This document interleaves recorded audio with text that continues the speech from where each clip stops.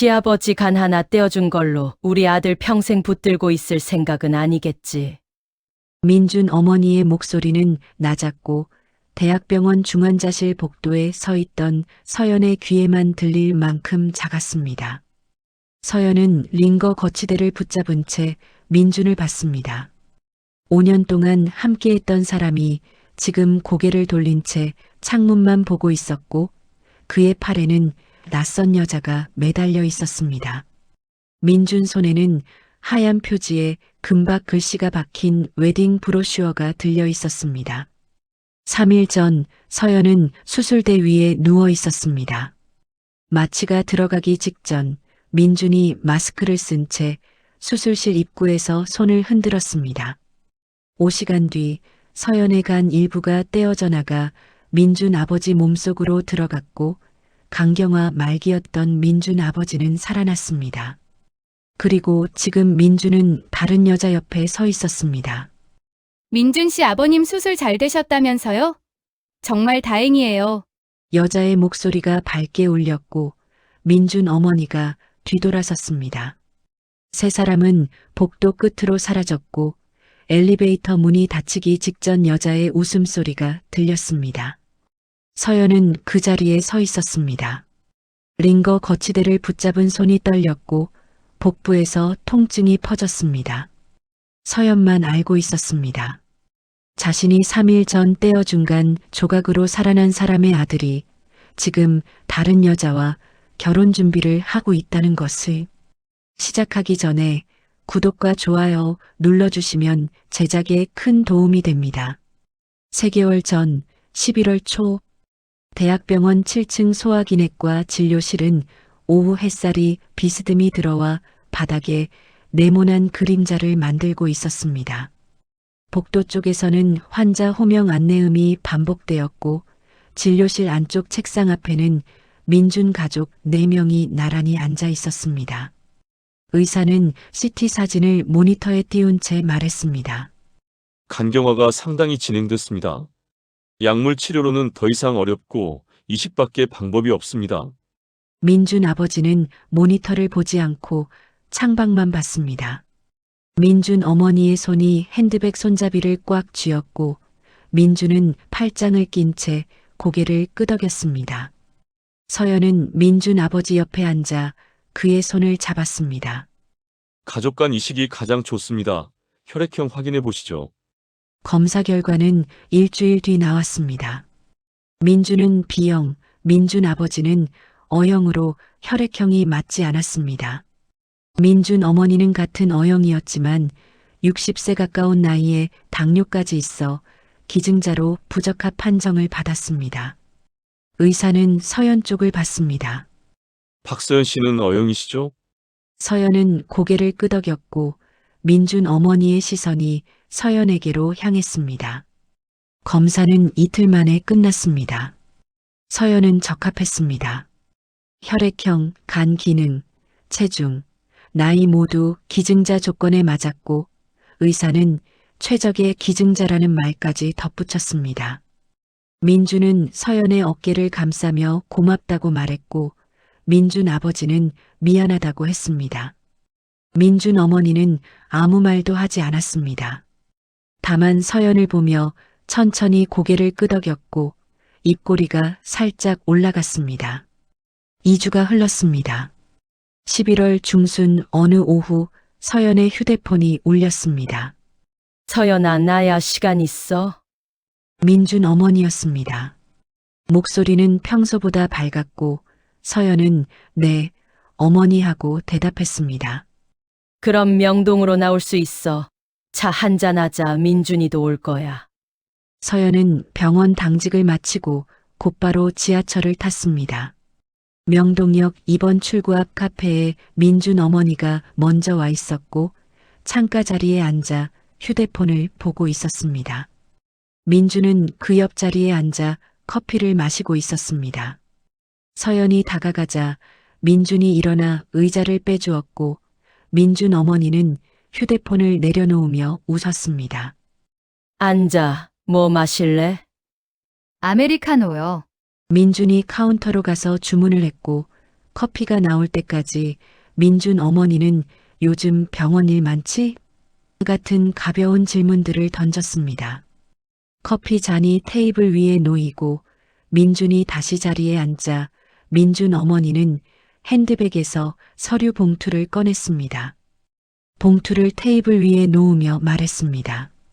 서연아, 이거 좀 먼저 처리하자. 병원에 빨리 제출해야 수술 날짜 잡히잖아. 서연은 봉투를 받습니다. 민준이 서연 쪽으로 봉투를 밀었습니다. 우리 아버지 수술이 급해서 그래. 병원에서 동의서 받아야 대기 명단에 올린다고 했어. 아, 네. 서연은 봉투를 열었습니다. 안에는 간 기증 동의서와 수술 동의서가 들어 있었고 도장 찍을 곳에 형광펜으로 표시가 되어 있었습니다.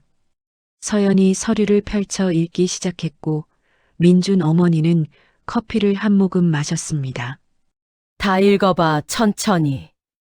서연은 2장을 다 읽었습니다. 민준은 휴대폰을 보고 있었고 민준 어머니는 창밖을 보고 있었습니다. 서연이 가방에서 도장을 꺼내자 민준 어머니는 시선을 서연에게로 돌렸습니다. 도장이 서류 위에 찍혔습니다. 잘했어, 고마워. 민준 어머니는 서류를 챙겨 봉투에 넣고 핸드백 안에 넣었습니다. 그리고 다시 웃으며 말했습니다. 이제 약혼식 준비하자. 생각해둔 날 있어. 서연은 민준을 받고 민준이 먼저 대답했습니다. 이번 달 말쯤 어때요? 어머니. 좋지. 서연아, 괜찮아? 네, 좋아요. 민준 어머니는 고개를 끄덕였고 수첩을 꺼내 날짜를 적었습니다. 민준은 서연의 손을 잡았고 서연은 민준을 보며 웃었습니다. 민준도 웃었지만 시선은 서연의 손 위에 머물러 있었습니다. 카페를 나오며 서연은 민준 오빠, 수술 날짜 언제쯤 나올까? 하고 물었고 민준은 한 달 안에는 나올 거야 하고 대답했습니다. 서연은 지하철역으로 걸어가며 생각했습니다. 이제 정말 가족이 되는구나. 약혼식은 11월 마지막 주 토요일 오후에 열렸습니다. 강남 작은 레스토랑을 빌렸고 하객은 30명 정도였습니다. 서연 쪽 친척은 부모님과 이모 한 분뿐이었고 나머지는 모두 민준 쪽 사람들이었습니다. 민준의 삼촌, 이모, 사촌들이 앞줄에 앉아 있었고 민준 어머니는 그들 사이를 오가며 인사를 나눴습니다. 서연은 하얀 원피스를 입고 민준 옆에 섰습니다. 민준은 네이비 수트를 입었고 약혼 반지를 서연 손가락에 끼워주며 예쁘다 하고 속삭였습니다. 서연은 웃었고 하객들이 박수를 쳤습니다. 식사가 시작되고 민준 어머니가 마이크를 들었습니다. 오늘 와주신 모든 분들께 감사드립니다. 우리 며느리 서연이가 정말 착한 아이예요. 효심도 대단하고요. 민준 어머니는 서연을 향해 손짓했고 서연이 고개를 숙여 인사하자 하객들이 다시 박수를 쳤습니다. 시아버지 되실 분이 지금 몸이 안 좋으신데 서연이가 간까지 준대요. 이렇게 착한 며느리가 어디 있겠어요. 박수 소리가 더 커지는 가운데 서연 어머니는 손수건을 꺼내 눈가를 닦았고 민준 어머니는 서연 어머니에게 다가가 손을 잡았습니다. 사돈, 딸 정말 잘 키우셨어요. 서연 어머니가 감사합니다 하고 대답하자 민준 어머니는 다시 마이크를 들었습니다. 다만 수술 후에는 서연이가 1년 정도 몸조리해야 한대요. 그래서 결혼식은 그때 천천히 하려고 합니다. 급할 거 없잖아요. 하객들이 고개를 끄덕였고 민준은 서연의 손을 잡았습니다. 서연은 민준을 봤습니다. 우리 오래 기다렸는데 1년쯤이야. 괜찮지? 민준은 웃고 있었지만 서연의 눈을 보지 않고 하객들 쪽을 보고 있었습니다. 서연은 응하고 대답했습니다. 약혼식이 끝나고 서연은 화장실에 갔습니다. 복도를 지나 화장실 문을 열고 들어가려는데 안쪽에서 목소리가 들렸습니다. 서연은 문을 반쯤 연 채 멈춰 섰습니다. 근데 1년 뒤에 결혼식 정말 하려나? 글쎄, 값만 받으면 되는 거 아냐? 에이, 설마 그래도 약혼까지 했는데. 너 몰라? 고모가 원래 민준 오빠 재벌집 딸이랑 결혼시키려고 했잖아. 서연은 문을 놓았고 문이 천천히 닫혔습니다. 안쪽에서 수도 틀어지는 소리가 들렸고 구두 소리가 가까워졌습니다. 서연은 뒤로 한 걸음 물러섰습니다. 화장실 문이 열리고 민준의 사촌 2명이 나왔습니다. 서연과 눈이 마주쳤고 두 사람은 동시에 입을 다물었습니다. 어색한 침묵이 흘렀고 한 명이 언니 축하해요 하고 말했습니다. 서연은 고개를 끄덕였고 두 사람은 복도 끝으로 사라졌습니다. 서연은 화장실로 들어가 세면대 앞에 섰습니다. 거울 속에 하얀 원피스를 입은 자신이 보였고 왼손 약지에 약혼 반지가 끼워져 있었습니다. 서연은 수도꼭지를 틀어 손을 씻었습니다. 약혼식이 끝나고 이틀 뒤 서연 어머니가 저녁 식사 중 입을 열었습니다. 어제 민준이 어머니한테 전화 왔었어. 서연은 수저를 들고 어머니를 봤습니다. 무슨 전화? 수술 비용 얘기 5천만 원은 자기네가 다 낸다고. 그러니까 수술 후에는 내가 얌전히 몸조리만 하라고 했어. 그건 당연한 거 아니에요? 서연 어머니는 한숨을 쉬었습니다. 그런데 말투가 좀 이상했어. 혹시라도 다른 생각하지 말라고 하더라. 다른 생각이요? 응, 요즘간 기증하고 나서 위자료니 뭐니 요구하는 사람들도 있다면서 우리는 그러지 말라고. 서연은 수저를 내려놓았습니다. 엄마는 뭐라고 했어?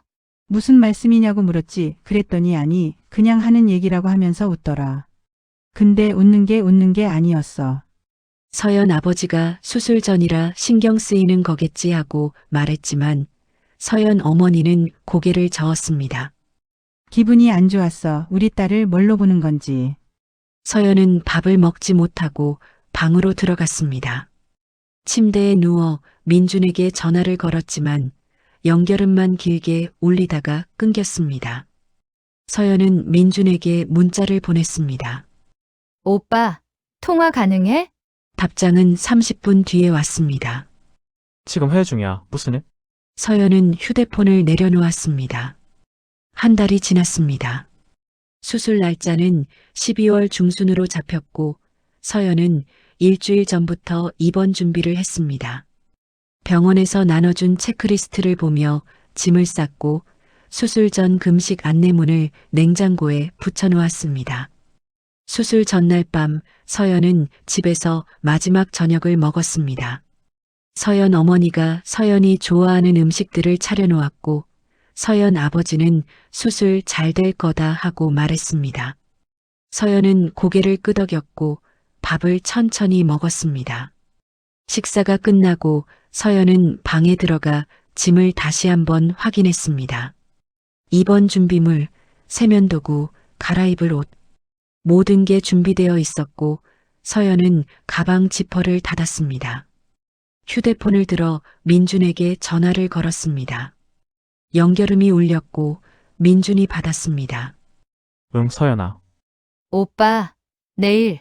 응, 알아. 새벽 6시에 병원 가야지. 내가 병동 앞에서 기다릴게. 고마워. 민준은 잠시 말이 없었고 전화기 너머로 TV 소리가 희미하게 들렸습니다. 서연아. 응?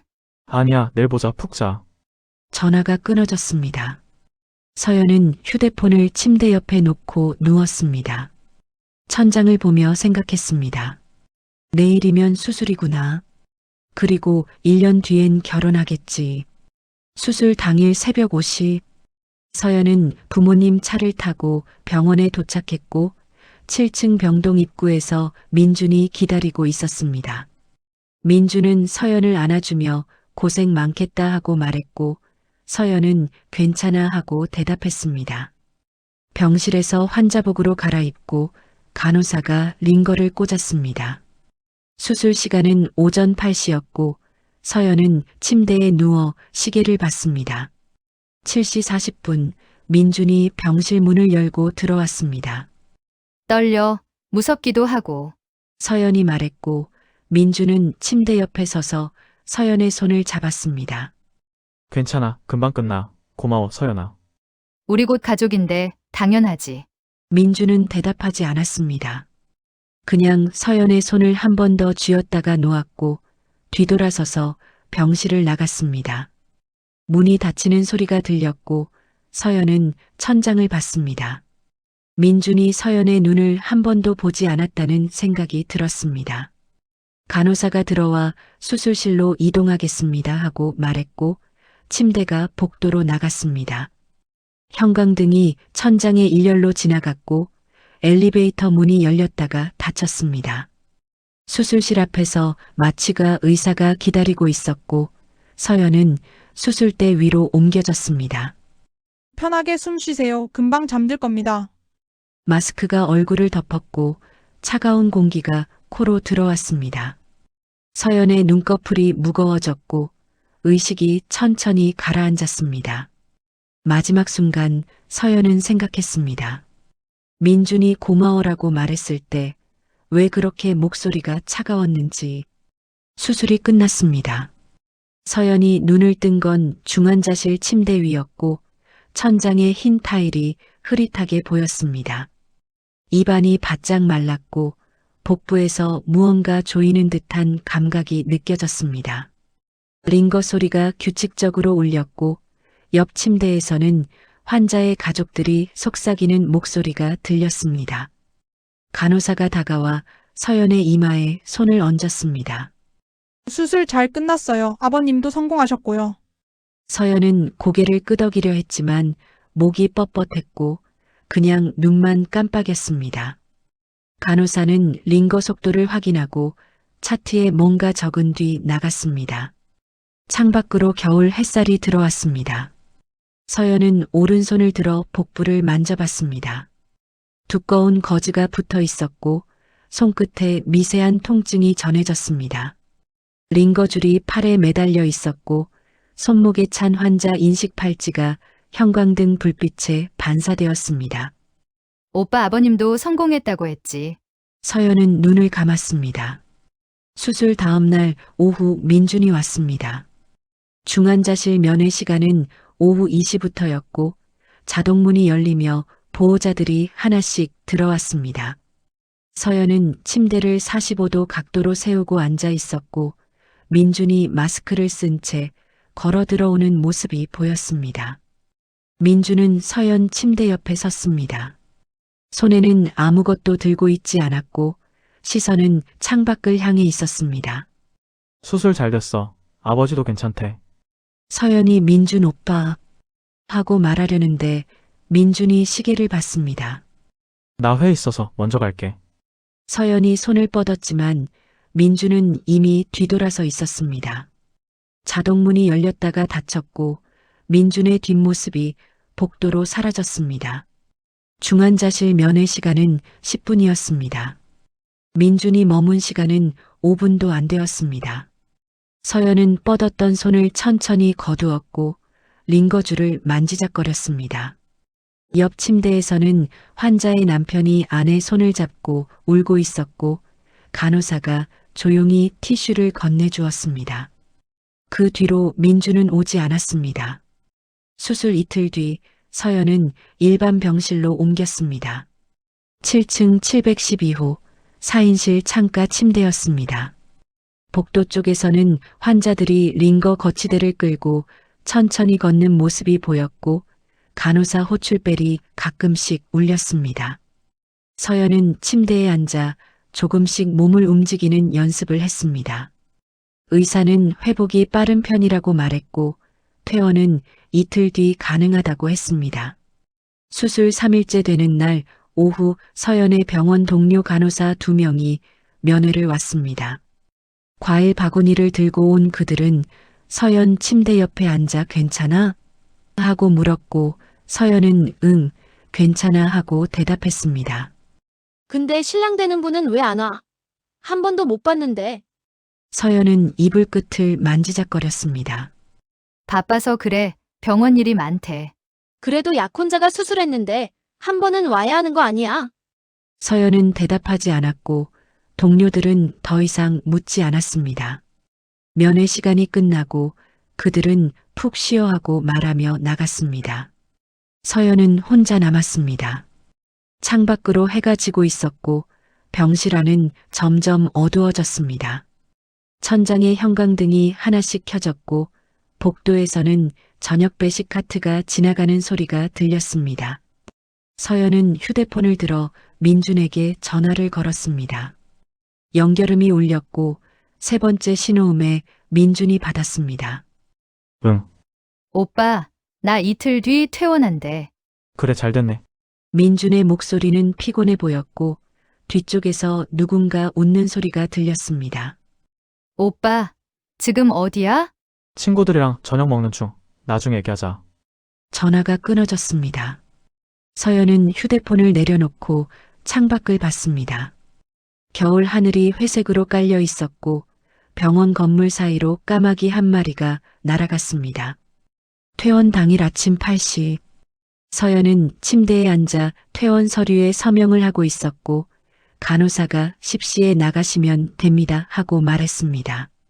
서연 부모님은 아래층 주차장에서 차를 대기시켜 놓은 상태였고 서연은 가방에 짐을 챙기고 있었습니다.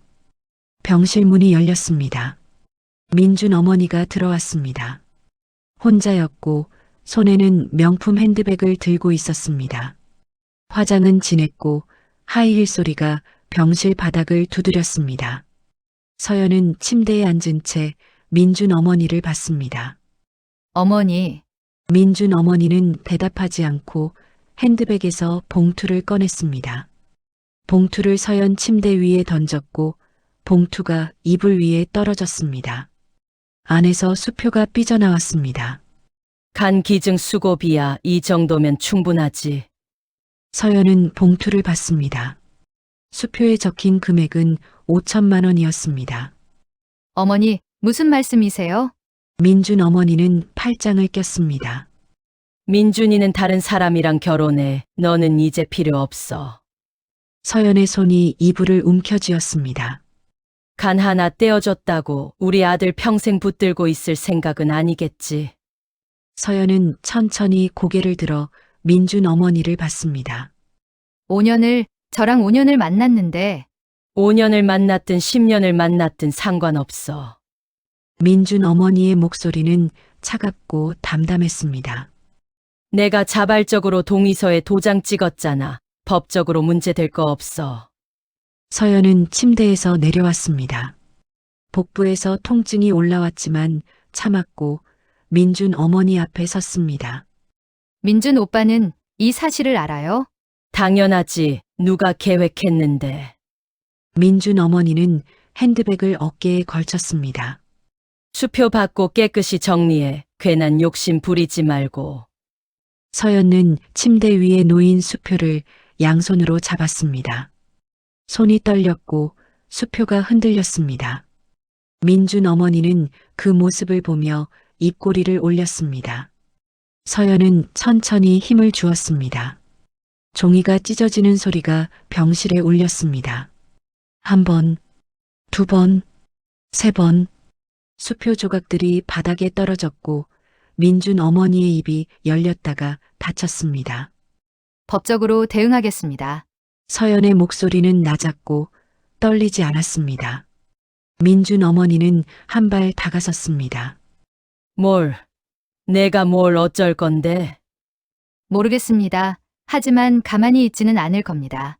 내가 증거라도 있어? 서연은 대답하지 않았습니다.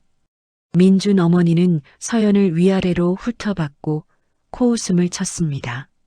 법적 대응. 변호사 선임 비용만 몇천 나가는데 감당 가능해? 서연은 병실 문을 가리켰습니다. 나가주세요. 민준 어머니는 바닥에 떨어진 수표 조각들을 봤습니다. 그리고 서연을 다시 보았습니다. 후회할 거야. 민준 어머니는 뒤돌아서서 병실을 나갔습니다. 하이힐 소리가 복도를 따라 멀어졌고 엘리베이터 문 열리는 소리가 희미하게 들렸습니다. 서연은 그 자리에 서 있었습니다. 병실 문이 닫히고 서연은 침대에 주저앉았습니다. 바닥에는 수표 조각들이 흩어져 있었고 창밖으로 들어온 겨울 햇살이 그 조각들을 비추고 있었습니다. 서연은 복부를 감싸며 천천히 숨을 쉬었습니다. 통증이 파도처럼 밀려왔습니다. 서연은 병원복 위로 복부를 만졌습니다. 두꺼운 거즈 밑으로 봉합 자국이 느껴졌고 손끝에 미세한 통증이 전해졌습니다. 서연은 그 자국을 따라 손가락을 천천히 움직였습니다. 이 자국은 평생 남을 것입니다. 서연은 이불을 끌어당겨 얼굴을 묻었습니다. 그리고 소리 없이 울었습니다. 눈물이 이불에 스며들었고 어깨가 작게 떨렸습니다. 병실은 조용했습니다. 복도에서는 간호사들이 카트를 밀고 지나가는 소리가 들렸고 옆 병상에서는 TV 소리가 희미하게 들렸습니다. 창밖으로는 까마귀가 다시 날아갔고 겨울 하늘은 여전히 회색이었습니다. 10시가 되었습니다. 서연은 일어나 세면대에서 얼굴을 씻었고 거울 속 자신을 봤습니다. 눈이 붓지 않도록 찬물로 여러 번 씻었습니다. 거울 속 서연은 여전히 환자복을 입고 있었고 목에 걸린 환자 인식 팔찌가 보였습니다. 서연은 옷을 갈아입었습니다. 가방을 들고 병실 문을 열었습니다. 복도는 밝았고 아래층으로 가는 엘리베이터 앞에 서연 부모님이 기다리고 있었습니다. 서연은 그쪽으로 걸어갔습니다. 바닥에 떨어진 수표 조각들은 병실에 그대로 남았습니다. 퇴원 후 일주일이 지났습니다. 서연은 집 안에만 있었습니다. 아침에 일어나 거실로 나왔다가 다시 방으로 들어가고 점심을 먹다가 숟가락을 내려놓고 저녁이 되면 침대에 누워 천장만 봤습니다.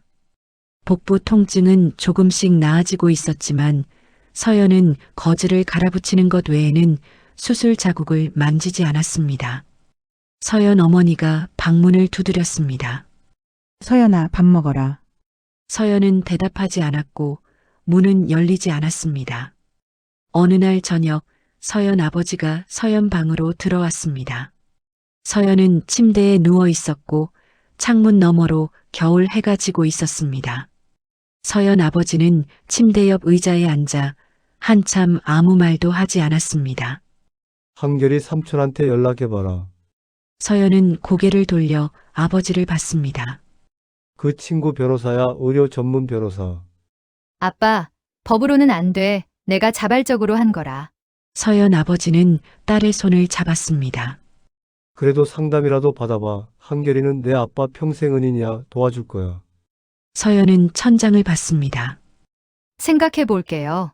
서연 아버지는 딸의 손을 한 번 더 쥐고 방을 나갔습니다. 3일 뒤 서연은 이한결을 만났습니다. 서울역 근처 오래된 카페였고 오후 햇살이 창문을 통해 들어와 테이블 위를 비추고 있었습니다. 이한결은 창가 자리에 앉아 있었고 서연이 들어오자 일어나 손을 흔들었습니다. 서연아, 여기. 서연은 그쪽으로 걸었습니다. 이한결은 머리가 반백이었고 안경 너머로 보이는 눈가에 주름이 있었습니다. 서연이 자리에 앉자 이한결은 메뉴판을 건넸습니다. 뭐 마실래? 아메리카노요. 이한결이 주문을 하고 커피가 나올 때까지 두 사람은 날씨 이야기를 했습니다. 커피 잔이 테이블 위에 놓이고 이한결은 서연을 봤습니다. 내 아버지가 대학 시절 내가 어려울 때 도와줬어. 등록금 마련 못해서 휴학하려고 했는데 내 아버지가 빌려줬지. 그 돈 없었으면 나 변호사 못 됐어. 서연은 커피 잔을 들었다가 내려놓았습니다. 몰랐어요. 내 아버지는 그런 사람이야. 말 안 하고 도와주는. 이한결은 가방에서 노트와 펜을 꺼냈습니다. 그 은혜를 갚는 게 아니라 옳지 않은 일을 바로잡는 거다. 처음부터 차근차근 얘기해봐. 서연은 천천히 말하기 시작했습니다. 민준과 5년 전 만난 것, 민준 아버지 강경화 진단, 적합 판정, 동의서, 약혼식, 수술, 가리고 파혼. 이한결은 노트에 메모를 하며 들었고 가끔씩 질문을 던졌습니다. 민준 씨와 사귀기 시작한 게 정확히 언제지?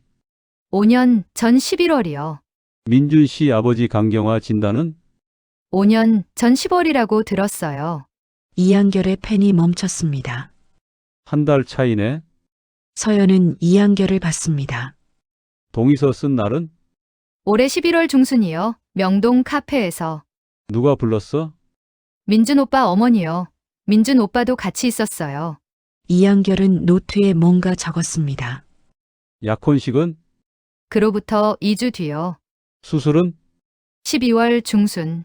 이한결은 노트를 보다가 서연을 봤습니다. 일주일만 시간 줘. 조사 좀 해볼게. 일주일 뒤 이한결이 다시 연락했습니다. 같은 카페, 같은 자리였습니다. 하지만 이한결의 표정은 달랐습니다. 서연이 자리에 앉자 이한결은 가방에서 서류 파일을 꺼내 테이블 위에 놓았습니다. 앉아서 들어. 서연은 커피 잔을 두 손으로 감쌌습니다. 민준 씨 2년 전부터 한지우라는 여자를 만났어. 재벌가 딸이야. 아버지가 건설 회사 운영하고. 서연의 손이 떨렸습니다. 민준 씨 아버지 강경화 진단 시점이 5년 전 10월. 민준 씨가 너랑 사귀기 시작한 게 그해 11월. 한 달 차이야. 이한결은 파일을 펼쳤습니다. 민준 씨가 너 혈액형 확인한 시기는 사귄 지 한 달 뒤 병원 동료한테 물어봤다는 증언 확보했어. 그리고 이게 제일 중요한데 이한결은 서류 한 장을 서연 앞에 밀었습니다. 민준 씨 어머니가 1년 전에 법률 상담 받은 기록이야.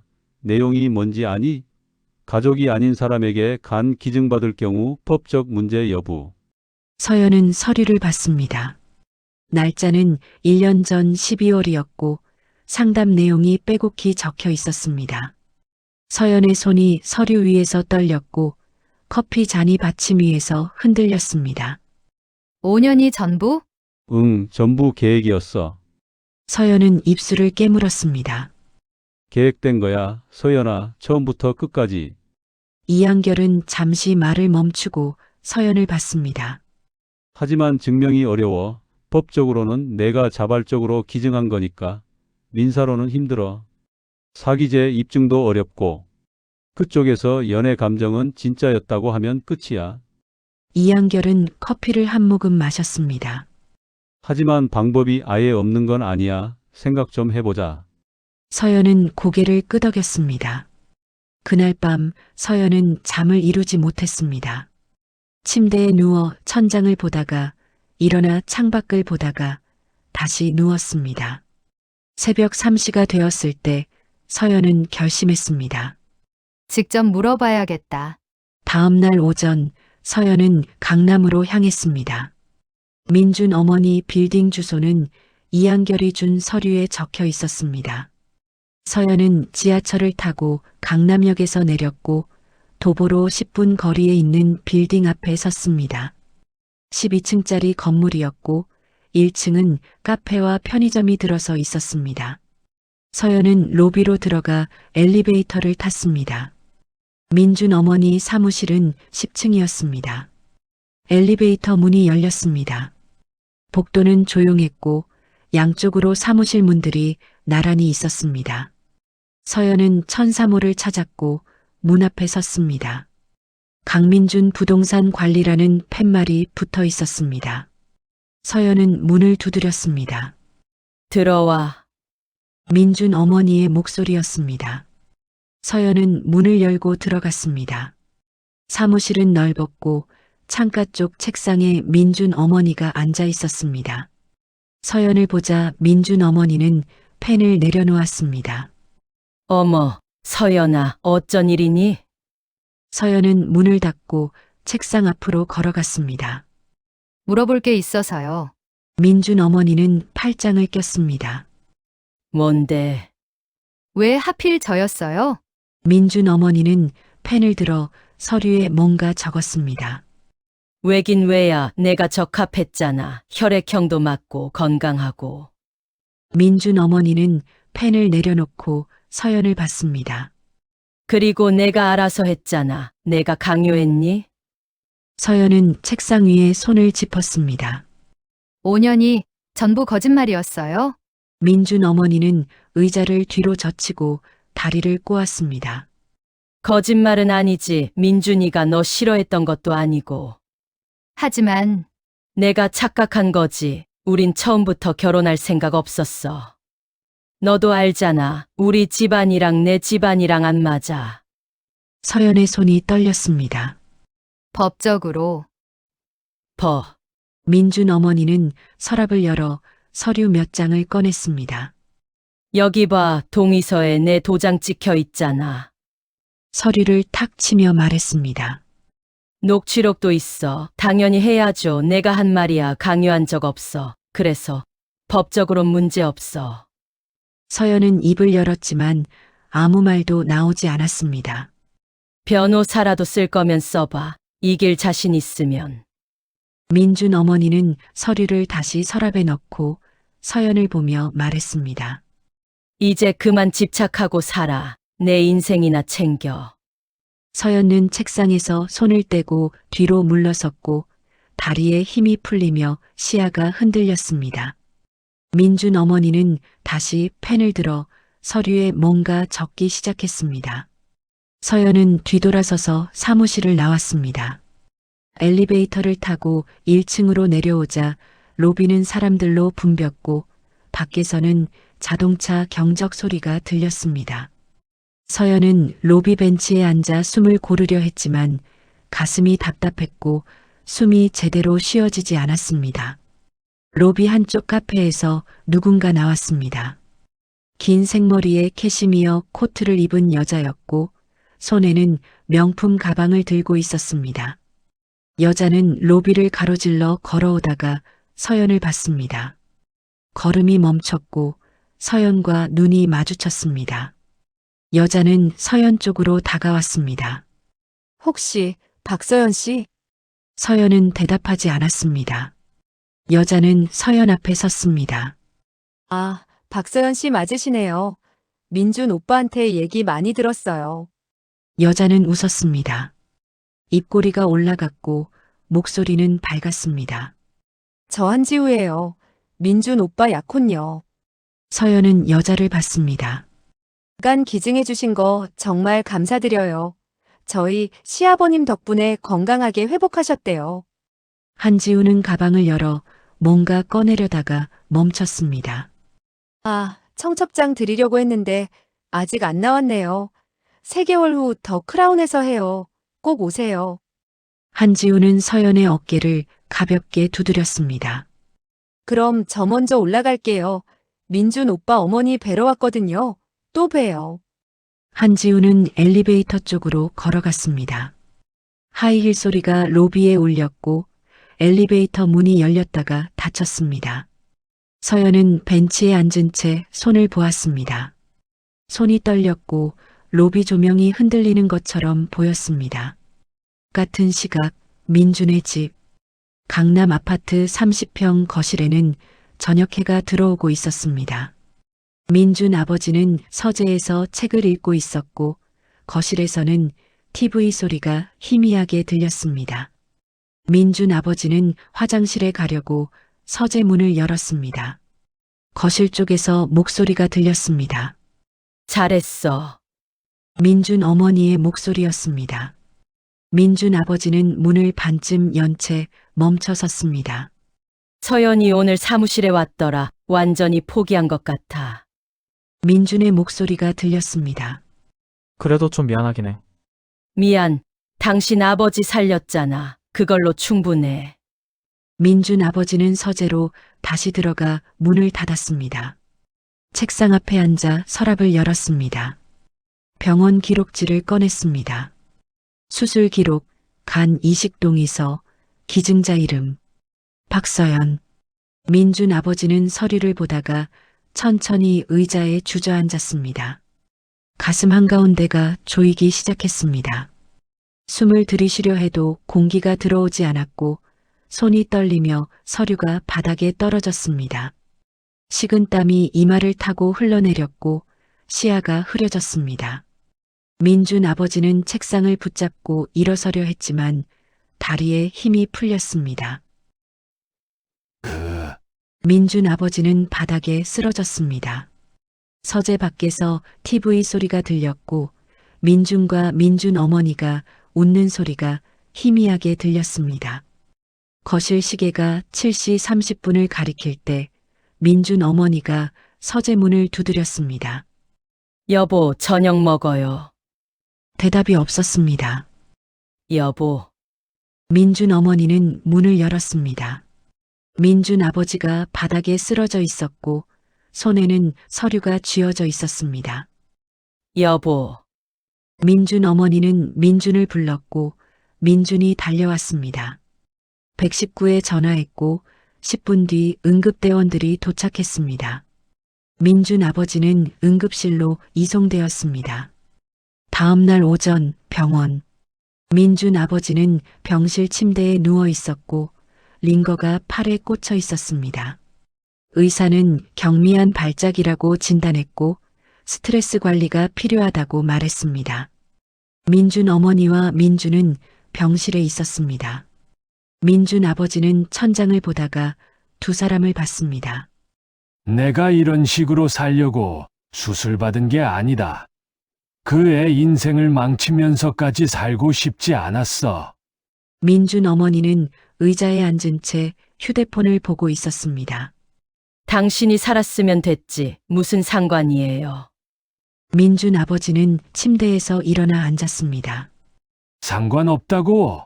민준 아버지의 목소리가 커졌습니다. 그 애가 5년을 우릴 믿고 지냈어. 우리가 진짜 가족이 될 거라고 믿었다고.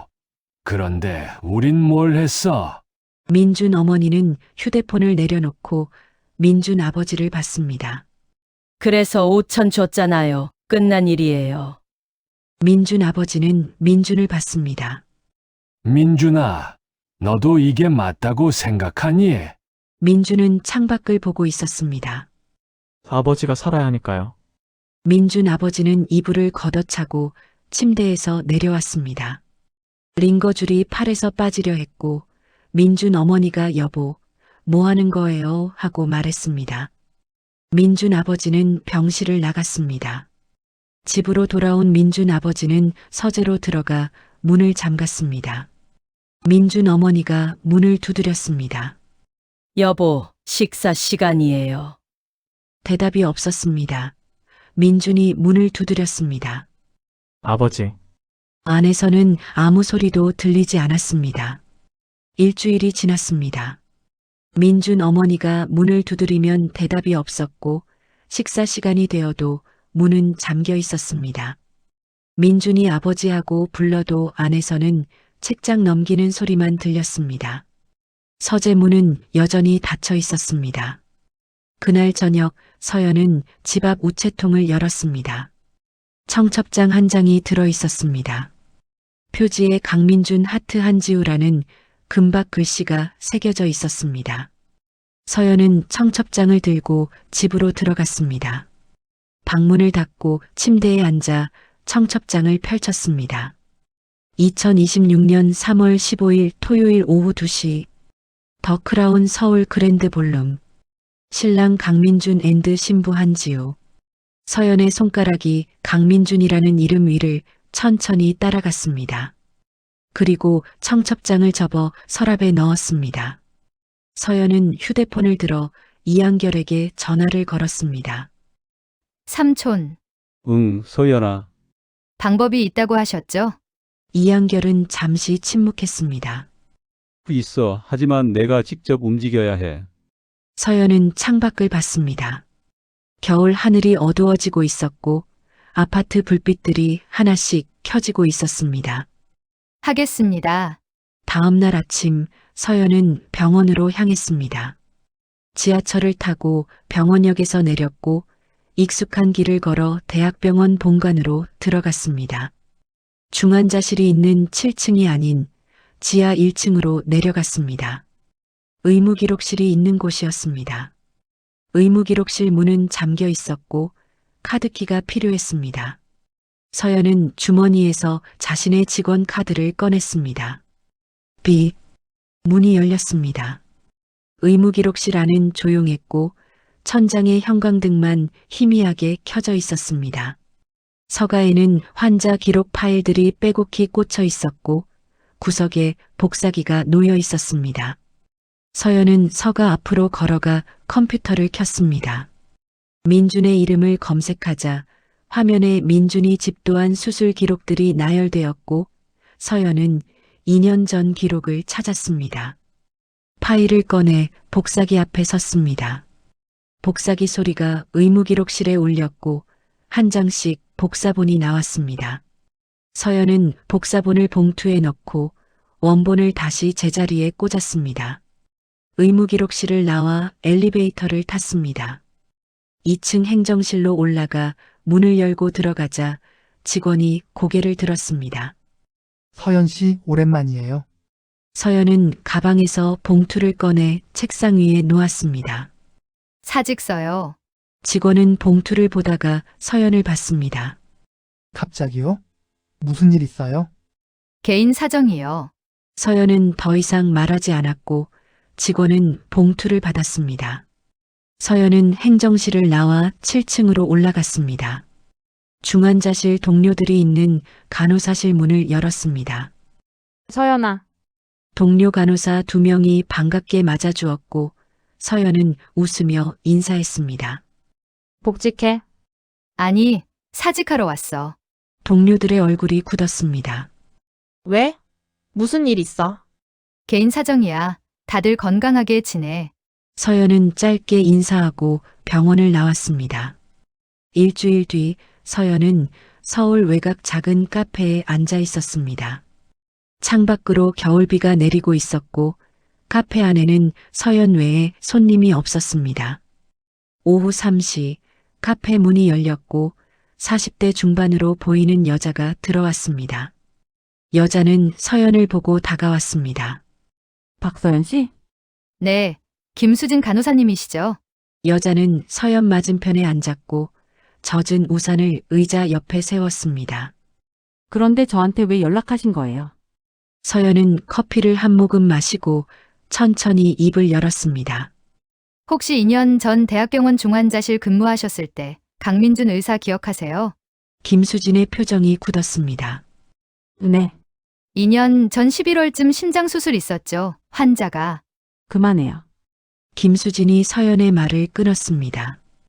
그 얘기는 하고 싶지 않아요. 알아요. 하지만 들어주세요. 서연은 가방에서 서류를 꺼내 테이블 위에 놓았습니다. 강민준 의사가 집도한 심장 수술, 환자 사망했죠. 당시 책임이 마취과 최진우 의사에게 돌아갔는데 사실은 강민준 의사 실수였죠. 김수진은 테이블 위에 놓인 커피 잔을 보았습니다. 어떻게 아세요?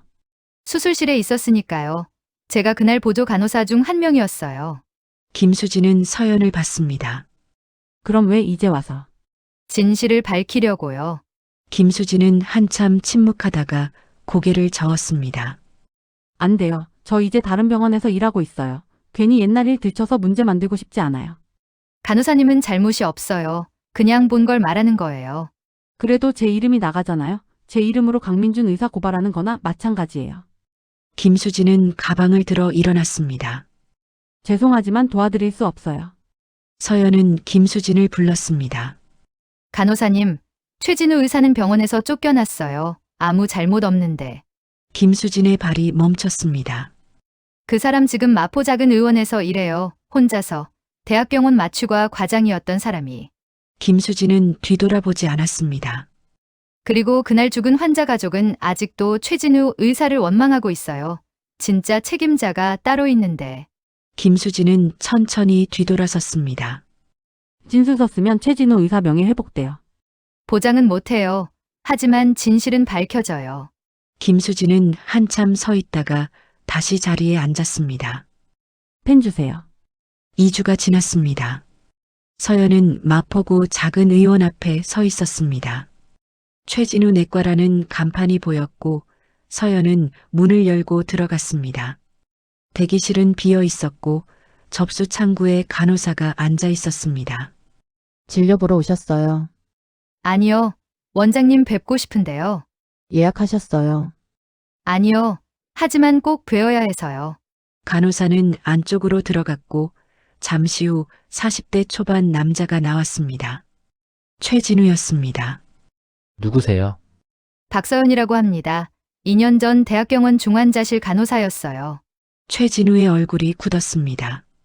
들어오세요. 진료실로 들어가자 최진우는 문을 닫고 서연에게 자리를 권했습니다. 무슨 일이세요? 서연은 가방에서 서류를 꺼냈습니다. 2년 전 11월 15일 수술 기억하세요? 최진우는 대답하지 않았습니다. 강민준 의사가 집도한 심장 수술, 환자 사망하고 선생님이 책임지셨죠. 그 얘기 하러 오신 거예요. 선생님 잘못이 아니었잖아요. 최진우는 책상에 팔꿈치를 올리고 손으로 얼굴을 감쌌습니다. 그걸 알고 뭐 하게요. 이미 끝난 일인데. 끝나지 않았어요. 서연은 서류를 최진우 앞에 놓았습니다. 김수진 간호사 진술서예요. 당시 수술실에 있었던 사람이고 강민준 의사의 실수를 목격했어요. 최진우는 서류를 집어들어 읽었습니다. 한참 읽다가 서류를 내려놓고 서연을 봤습니다. 이걸로 뭘 하려고요? 보건복지부에 제보할 거예요. 병원 윤리위원회에도. 복수하려는 거예요. 진실을 밝히려는 거예요. 최진우는 창밖을 보았습니다. 제보하면 제 이름도 나가요. 그럼 또 시끄러워져요. 이제 겨우 조용히 살고 있는데. 선생님은 아무 잘못 없었어요. 오히려 피해자예요. 피해자? 최진우는 쓴웃음을 지었습니다. 피해자가 뭐가 바뀌나요? 2년 전 명성도 환자도 다 잃었는데. 서연은 침묵했습니다. 최진우는 한참 창밖을 보다가 입을 열었습니다. 하지만 그때 환자, 가족 생각하면 잠이 안 와요. 제 잘못이 아닌데도 제가 사과했고 그 사람들은 저를 원망하고 있어요. 최진우는 책상 서랍을 열어 펜을 꺼냈습니다. 어디 쓰면 돼요? 한 달이 지났습니다. 서연은 세계 빌딩 세입자 명단을 확보했습니다. 총 42명이었고 서연은 한 명씩 전화를 걸었습니다. 22명은 전화를 받지 않았습니다. 11명은 관심 없어요 하며 끊었습니다. 6명은 만나자마자 건물주랑 싸우면 임대계약 해지당해요 하며 거절했습니다. 서연은 포기하지 않고 계속 연락했습니다. 어느 날 오후 서연은 강남 빌딩 6층 작은 사무실을 찾았습니다. 문을 열고 들어가자 40대 남자가 컴퓨터 앞에 앉아 있었습니다. 박서연 씨죠? 전화로 연락 주신. 네, 이상훈 씨. 이상우는 서연에게 의자를 권했습니다. 그래서 무슨 일이세요? 강민준 부동산 관리에서 임대 중인 건물 세입자시죠? 이상훈의 표정이 바뀌었습니다. 어떻게 아세요? 임대 계약서에 면적이 150평으로 나와 있죠? 네. 실제로는 120평이에요. 불법 증축한 부분을 포함해서 150평으로 계산한 거예요. 이상우는 앞으로 몸을 기울였습니다. 뭐라고요? 서연은 가방에서 서류를 꺼냈습니다. 건축물 대장이에요. 실제 면적 120평으로 나와 있어요. 30평 차이 나는 임대료를 더 내고 계신 거예요.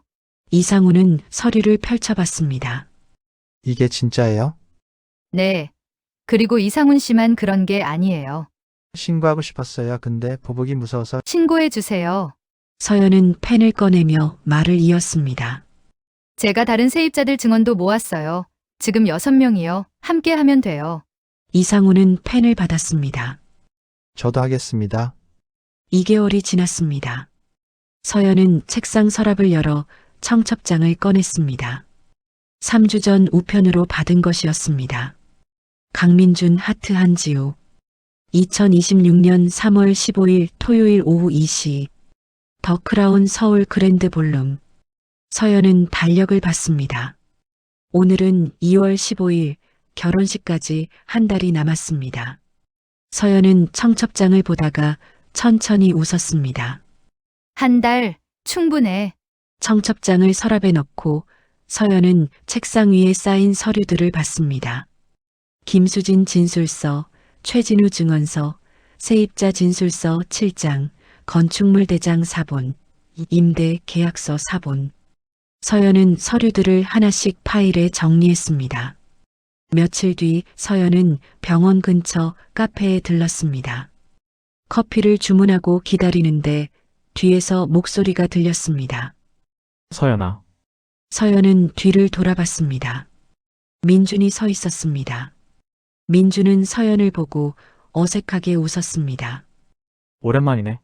서연은 대답하지 않고 커피를 받으려 했습니다. 잠깐만 얘기 좀 하자. 민준이 서연 앞을 막아섰습니다. 너 요즘 어떻게 지내? 나 다음 달에 결혼해, 알지? 서연은 민준을 봤습니다. 청첩장 받았어요. 민준은 커피를 한 모금 마셨습니다. 너 아직도 나한테 미련 같은 거 있어? 아니면 복수하려고 뭐 그런 거? 복수요? 응, 어머니가 그러시더라. 네가 변호사 선임할 거라고 협박했다고. 서연은 천천히 고개를 저었습니다. 안 해요. 소용없잖아요. 민준은 안도한 표정을 지었습니다. 그래, 다행이다. 우린 안 맞았어, 처음부터. 맞아요. 안 맞았죠. 서로 새 출발하자. 너도 좋은 사람 만나고. 네, 새 출발이요. 서연은 커피를 받아들고 민준을 지나쳐 카페를 나왔습니다. 민준은 서연의 뒷모습을 보다가 휴대폰을 꺼내 누군가에게 문자를 보냈습니다. 서연이 완전히 정리된 것 같아. 변호사 선임도 안 한대. 이제 신경 안 써도 될 듯. 서연은 카페 밖에서 멈춰서서 커피를 한 모금 마셨습니다.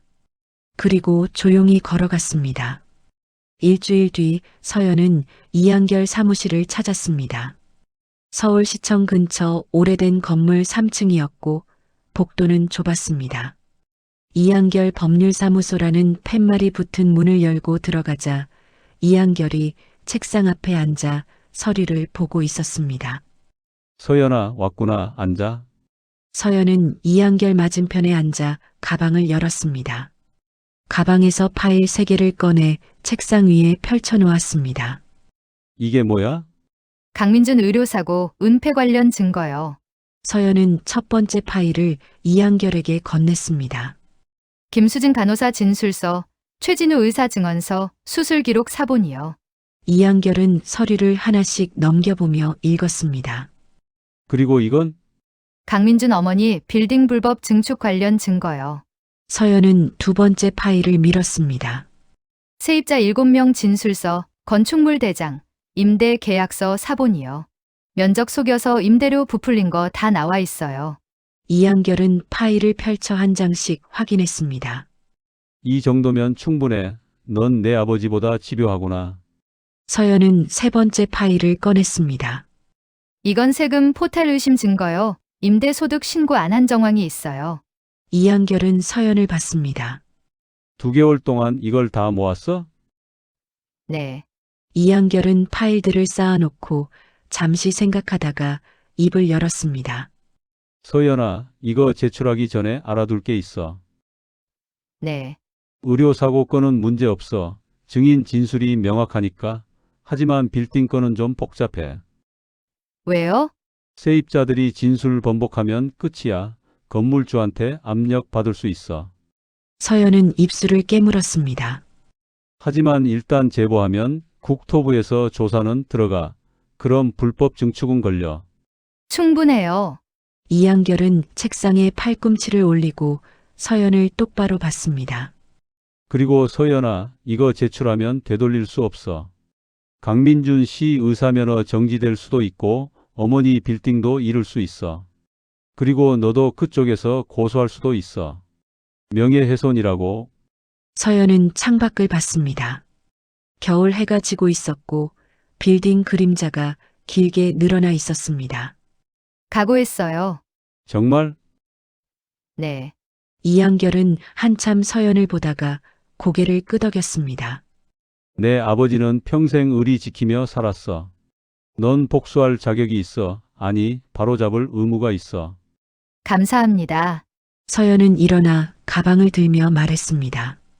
3월 1일에 다시 올게요. 결혼식 2주 전이에요. 그래, 그때 보자. 서연은 이한결에게 고개 숙여 인사하고 사무실을 나왔습니다.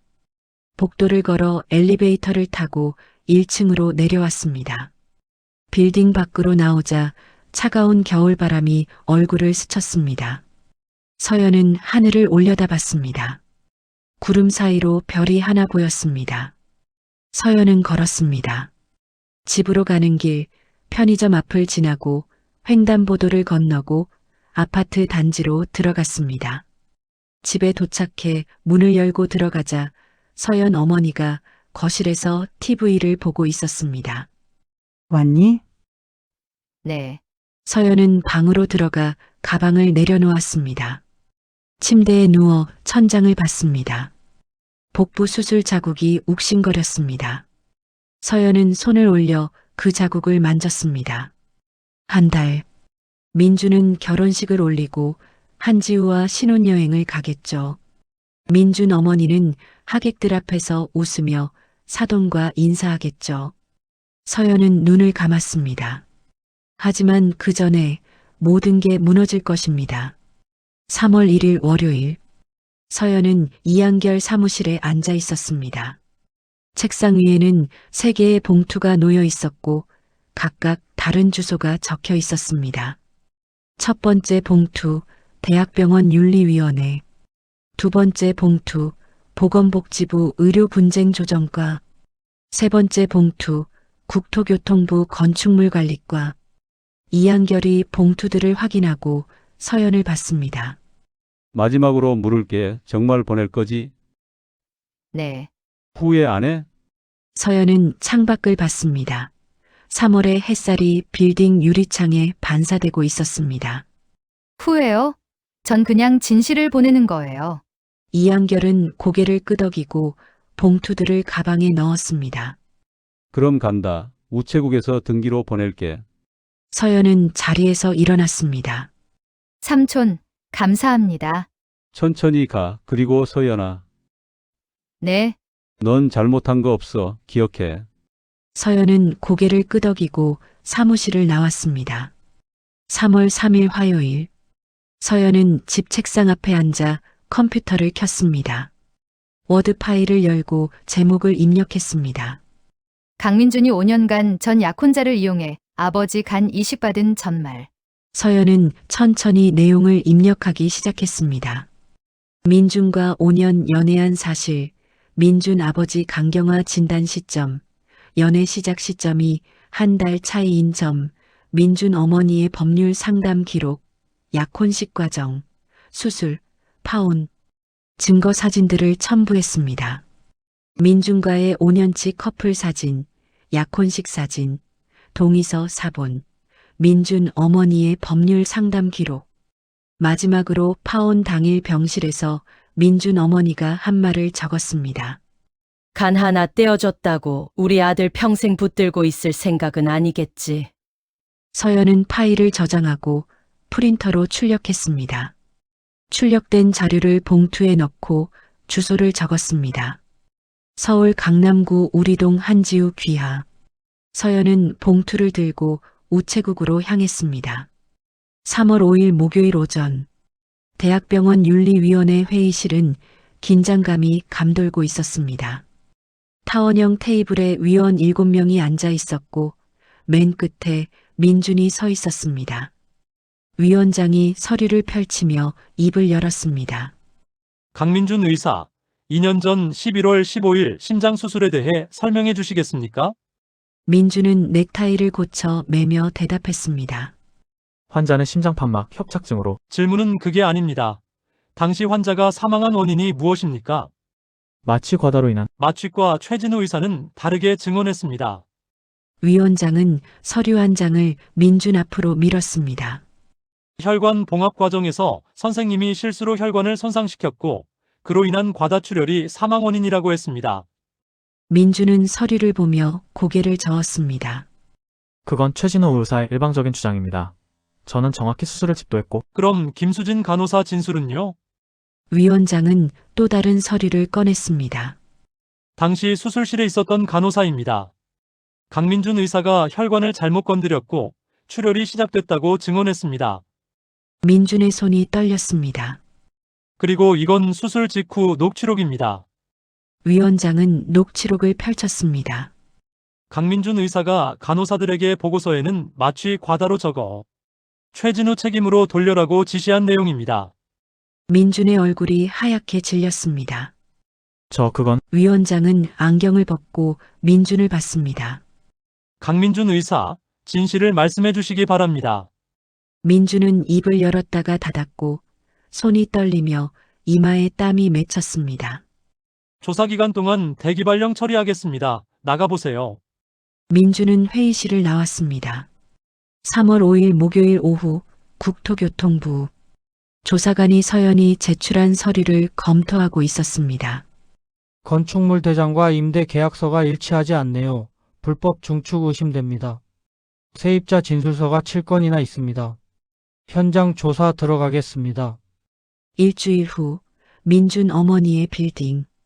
국토부 조사관 2명이 빌딩을 측량하고 사진을 찍고 세입자들을 인터뷰했습니다. 시정명령 나갑니다. 불법 중축 부분 철거하시고 과태료 납부하셔야 합니다. 민준 어머니는 서류를 받아들고 손이 떨렸습니다. 3월 7일 토요일 저녁 강남 고급 레스토랑 VIP룸에 민준 어머니, 한지우 부모가 앉아 있었습니다. 한지우 아버지가 와인 잔을 내려놓으며 입을 열었습니다. 혼담을 취소하겠습니다. 민준 어머니는 포크를 떨어뜨렸습니다. 왜요? 무슨 일이? 한지우 아버지는 가방에서 서류를 꺼내 테이블 위에 놓았습니다. 서연이 보낸 자료였습니다. 당신 집안을 우리가 어떻게 믿습니까? 간 이식을 이런 식으로 받는 집안이라니. 민준 어머니는 서류를 집어들었습니다. 첫 페이지를 보자 얼굴이 하얗게 질렸습니다. 이건 오해입니다. 오해요. 한지우 아버지는 냉정하게 말했습니다. 5년간 여자를 속이고 간받고 버렸다는 게 오해입니까? 그건 그리고 빌딩 불법 증축권도 알고 있습니다. 국토부에서 이미 조사 들어갔죠? 한지우는 민준을 봤습니다. 오빠, 5년씩이나 다른 여자랑 사귀면서 저한테 청혼했어요? 민준은 대답하지 못했습니다. 제가 그렇게 호구로 보여요? 지우야, 그건. 이제 와서 변명하지 마세요. 한지우는 가방을 들고 일어났습니다. 역겹네요. 한지우 아버지는 자리에서 일어났습니다. 결혼은 없습니다. 다시는 연락하지 마십시오. 한지우 부모는 VIP룸을 나갔고 한지우도 뒤따라 나갔습니다. 민준과 민준 어머니만 남았습니다.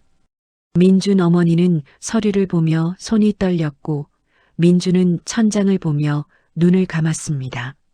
3월 10일 화요일 보건복지부 의료분쟁조정과에서 최종 판정이 내려졌습니다.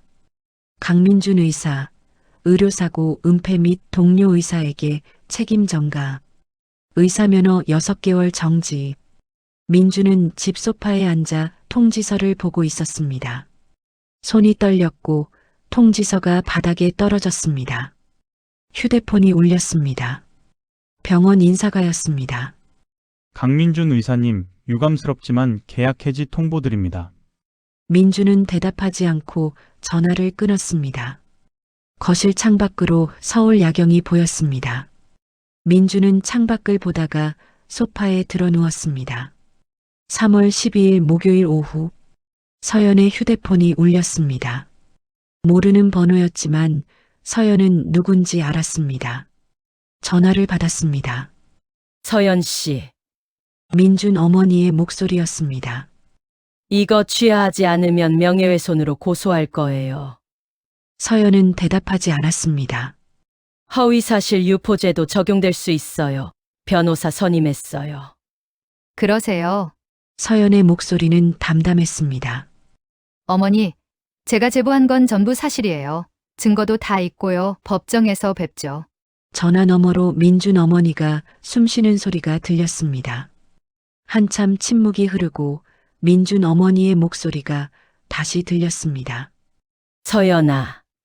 목소리가 달라져 있었습니다. 떨리고 있었습니다. 제발 취하해줘. 서연은 창밖을 봤습니다. 내가 잘못했어. 미안해. 제발 제보 취하해줘. 민준이가 이제 의사도 못해. 아버지 간 하나 받은 걸로 우리 가족 평생 짓밟을 생각은 아니셨겠죠? 뭐, 어머니가 저한테 하신 말씀이에요. 그대로 돌려드립니다. 서연은 전화를 끊었습니다. 민준 어머니 번호를 차단했습니다. 같은 날 저녁 서연 집 초인종이 울렸습니다. 서연 어머니가 문을 열자 우체부가 등기우편을 건넸습니다. 박서연 씨 계신가요? 서연 어머니는 봉투를 받아 서연 방으로 가져갔습니다. 서연아, 등기 왔어. 서연은 봉투를 받아보았습니다. 발신인은 강범호, 민준 아버지였습니다. 서연은 봉투를 뜯고 편지를 꺼냈습니다. 서연 씨에게 제 목숨을 살려주셔서 감사합니다. 하지만 이런 식으로 받은 목숨이 부끄럽습니다. 5년을 우리를 믿고 지낸 당신을 우리는 이용했습니다. 용서를 구할 자격도 없지만 진심으로 사과드립니다. 제가 할 수 있는 건 아들, 아내와 인연을 끊는 것뿐입니다. 이 편지를 보낼 무렵이면 저는 이미 집을 나와 있을 것입니다. 다시는 그들을 만나지 않을 것입니다. 당신이 받은 상처는 제가 평생 갚아도 모자랄 것입니다. 건강하게 사시길 바랍니다. 강범호 올림. 서연은 편지를 천천히 접었습니다. 책상 서랍을 열어 편지를 넣고 서랍을 닫았습니다.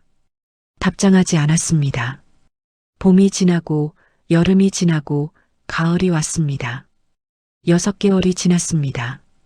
9월 첫째 주 월요일, 서울병원 본관 앞에 서연이 서 있었습니다.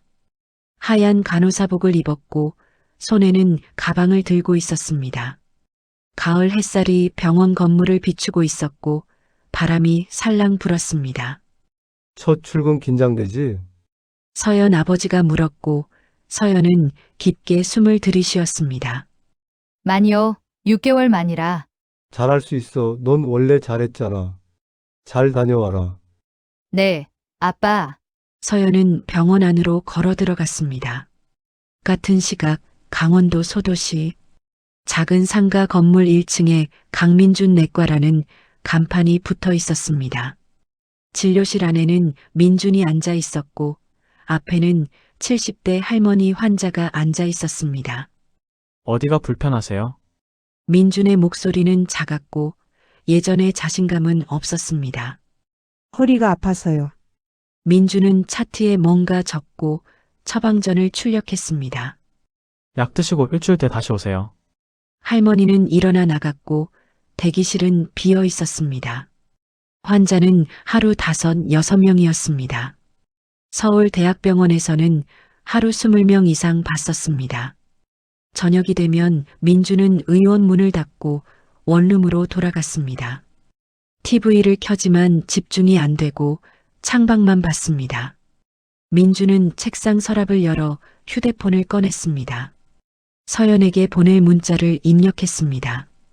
서연아, 미안해. 정말 미안해. 나 때문에 네가 너무 고생했어. 용서해줄 수 없는 거 알아.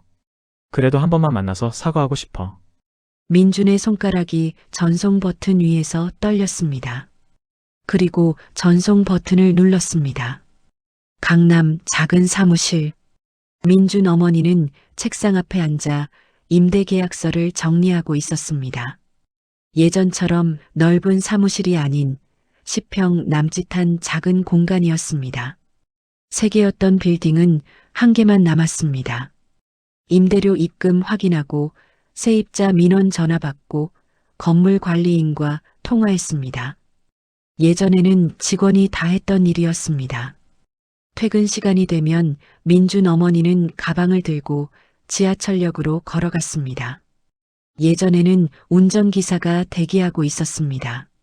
민준 어머니는 가방을 들고 사무실을 나왔습니다. 지하철역으로 걸어가며 휴대폰을 봤습니다. 민준에게서 온 문자가 있었습니다. 엄마, 나 괜찮아. 연락하지 마. 민준 어머니는 문자를 보다가 휴대폰을 가방에 넣었습니다. 경기도 작은 마을. 전원주택 마당에서 민준 아버지가 텃밭을 가꾸고 있었습니다. 상추를 심고 물을 주고 잡초를 뽑았습니다. 하루 일과는 단순했습니다. 아침에 일어나 텃밭을 돌보고 점심을 먹고 오후에는 마을 도서관에 가서 책을 읽었습니다. 저녁이 되면 집으로 돌아와 혼자 식사했습니다. TV는 켜지 않았습니다. 뉴스에서 아들 얘기가 나올까봐.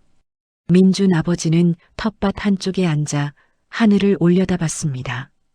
가을 하늘이 높고 푸르렀습니다.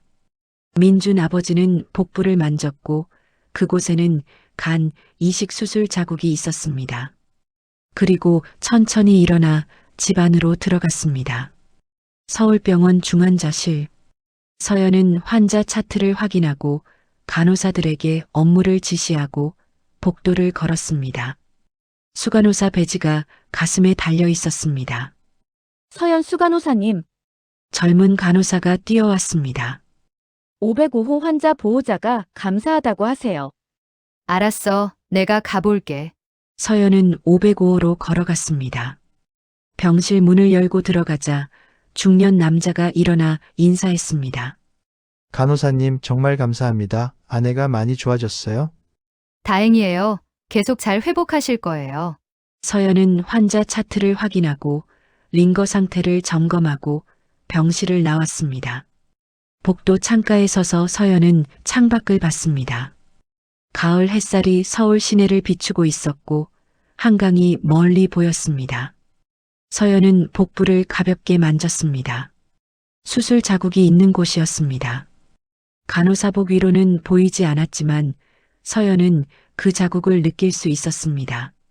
서연은 복도를 따라 걸었습니다. 환자들이 있는 병실을 지나고 간호사실을 지나고 중환자실 끝까지 걸었습니다. 복도 끝 창문 너머로 서울 하늘이 펼쳐져 있었습니다. 서연은 당당하게 서 있었습니다. 그날 저녁 서연은 휴게실에서 휴대폰을 확인했습니다. 모르는 번호로 문자가 와 있었습니다. 서연아, 미안해. 정말 미안해. 나 때문에 네가 너무 고생했어. 용서해줄 수 없는 거 알아. 그래도 한 번만 만나서 사과하고 싶어. 마이너스 민준. 서연은 문자를 읽었습니다. 손가락이 화면 위에서 멈췄습니다. 5년이라는 시간이 스쳐 지나갔습니다. 대학교 앞 카페에서 처음 만난 날, 바다에 갔던 날, 약혼식 날. 서연은 눈을 감았다가 떴습니다. 그리고 문자를 삭제했습니다. 번호를 차단했습니다. 서연은 휴대폰을 가방에 넣고 휴게실을 나왔습니다. 복도를 걸어 엘리베이터를 타고 1층으로 내려갔습니다. 병원 밖으로 나오자 가을바람이 불었습니다. 서연은 하늘을 올려다봤습니다. 별이 하나 보였습니다. 서연은 걸었습니다. 지하철역으로 가는 길, 편의점 앞을 지나고 횡단보도를 건너고 아파트 단지로 들어갔습니다. 집으로 가는 길은 익숙했습니다. 서연은 웃고 있었습니다.